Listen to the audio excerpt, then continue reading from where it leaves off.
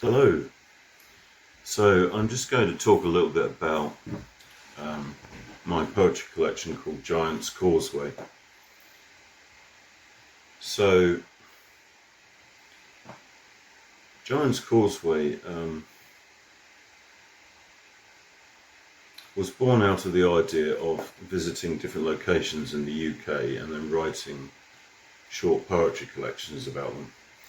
My idea was, ideally I would spend a month or 3 months in each location, but that wasn't always practical because of the cost of doing that and other factors. So it sort of became the idea of long weekends. So around that time, my girlfriend Yulia, she loved to go and explore places. She was a born explorer, and she wanted to go to see Giants Causeway. So we went over to Northern Ireland to Bushmills, stayed in a youth hostel for the weekend, and this is where the Giants Causeway short mini collection came from. So there are only 6 poems. And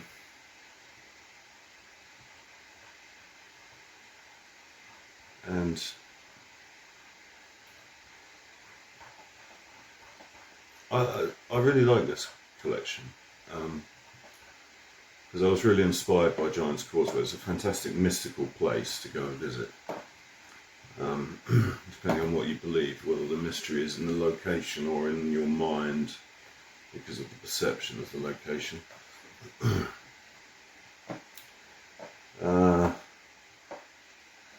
And Yulia took quite a few photographs, as she always did. She was a keen photographer. And I think the cover photo that I used, which was a side shot looking along the causeway up to the hills, I think that was her photo.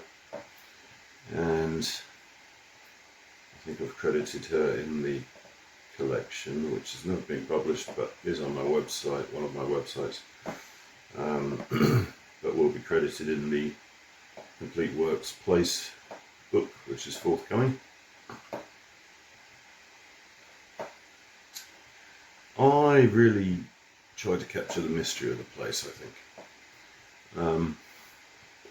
There are themes there about giants. Finn the giant, who was said to have walked across the causeway when it connected the Northern Ireland coast to an island over on the English border, or the English borders, English coasts. I also touched on Seamus Heaney a bit. When I talk about Seamus's words seem to be here, attaching themselves to the columns, that drifting, ghostly voice of legend. I was into Seamus Heaney a little bit at the time. I'd been reading a lot of his work. Really liked a poem, I think, called Digging, about his father.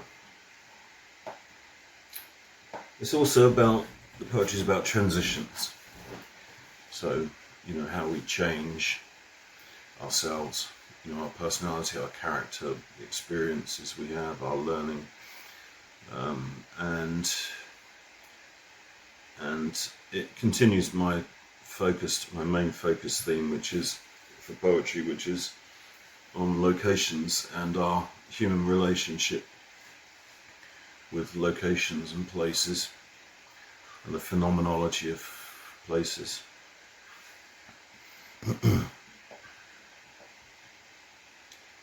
I think Yulia and I were pretty close at that time, so she was around with me all the time and was, I guess, my muse for this collection,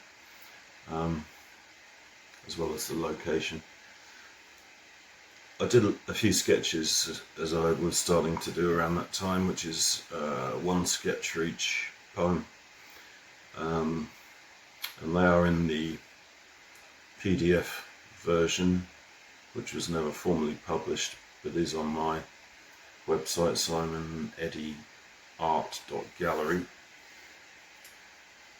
And the sketches were in my normal pen and ink style, fairly rough, quite detailed. So the birdhouse was there was an old house there by the stream, and it was in ruins. All the windows, or a lot of the windows, were broken, and you could hear an absolute flock of birds inside squawking away. I suppose the kids used to go there and throw stones at the windows, and basically it had become a birdhouse, so that's why I called this the birdhouse. So it's about that. I mentioned whiskey a bit, although I don't really like whiskey, but obviously Bushmills is a famous location for stilling whiskey.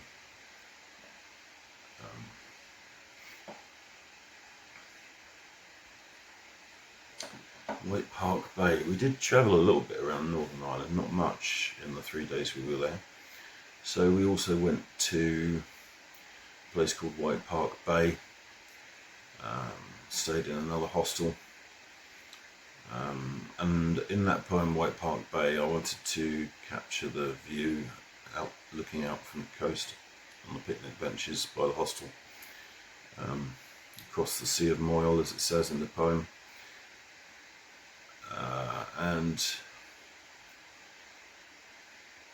And I finished that poem with, "So wave me safe home, White Park Bay."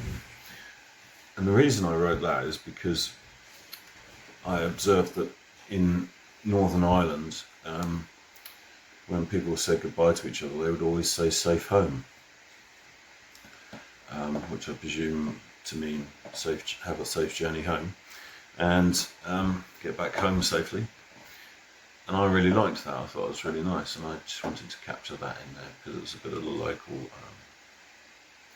sort of, what would you call it, vernacular, colloquialism, I don't know. Anyway, Bushmills, 1608. Bushmills, this poem Bushmills ended up being 3 poems. It was just really about the village of Bushmills, or the town, you might call it a town.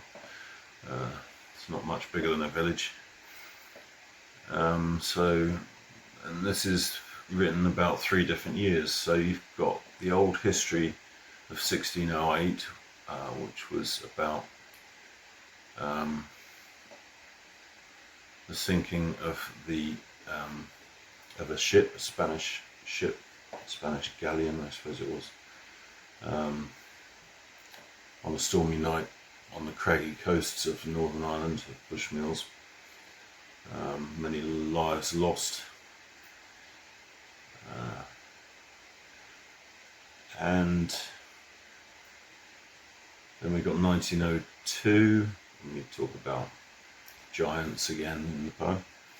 And I use the word "wan," which I used a lot. I sort of created and used a lot in my poetry, which is where and when combined, and that's all really. That's all it means.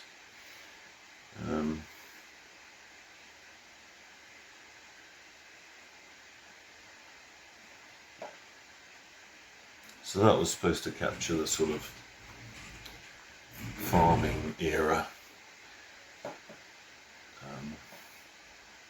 and I suppose that's the beginning of the Industrial Revolution around that sort of time, or the middle of the Industrial Revolution.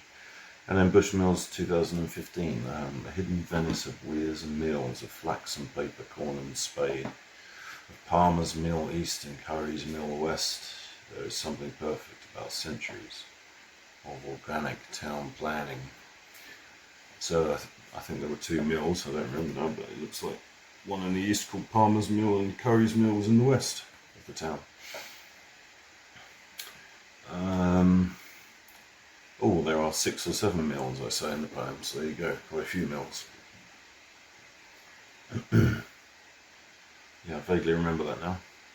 And bearing in mind this was written 10 years ago, so now we're in 2025, so this is a long way down my memory line.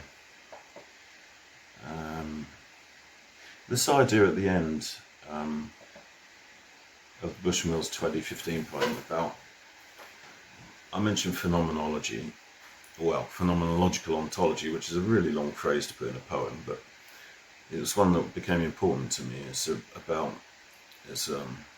area of philosophy, and it's very close to existentialism, and it's a lot about the subject versus object domain. It's basically about the phenomenon of existence, the phenomenon of being, which is really interesting to me, and this is where my poetry has been focused for many years now, which is that convergence between phenomenological ontology and locations. So you might call it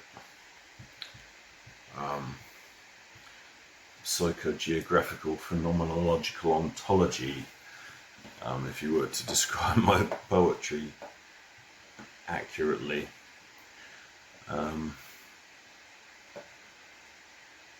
So yeah, I mentioned flying a helicopter backwards and upside down, yet also inside out, non-orientable. That really came from the master's degree I studied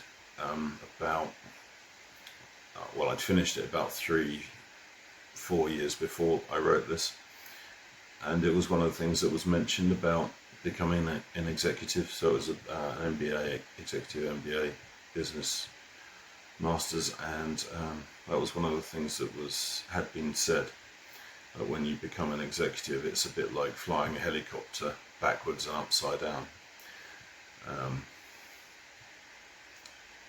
And yeah, I was sort of a bit captivated by that concept, and that's why it ended up in the poem. So there are no sketches, of course, in the version of this poetry collection that's in my Complete Works book place, which should be published later this year. And but you can see the sketches on my old website, which is simoneddyart.gallery, as I mentioned, and although that's mainly about my artwork, it does have a poetry section, and it has some of my fiction on there as well, existentialist fiction. That's pretty much it. Let me think if there's anything else I want to say about it. Just really to emphasize how captivating the Causeway is, and just with crucifixions, it is not the only causeway in the world. There are 5 or 6 of them, but it is probably the most famous.